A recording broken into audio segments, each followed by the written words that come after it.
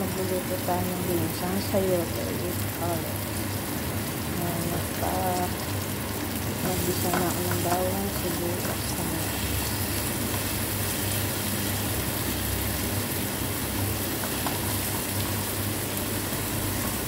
Malambot na ang ating kamatis.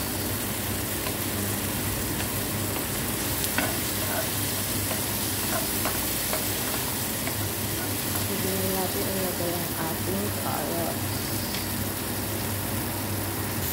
Ilagay na natin ang ating carrots.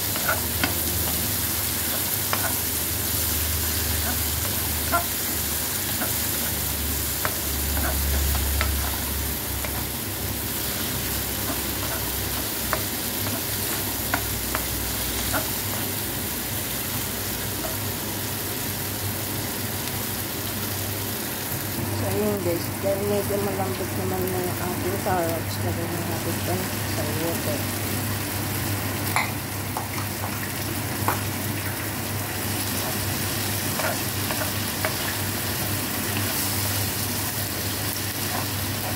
Nilagyan lang natin. Tapos lagay na natin sa ating pangasa. Guys, nilagyan ko na ito na ating sa atang kaluitan natin. Tapos lagyan natin sa tubig. So yun guys, ito na ang ating ginisang sayote at carrots. Ito na siya. Thank you for watching. Bye-bye!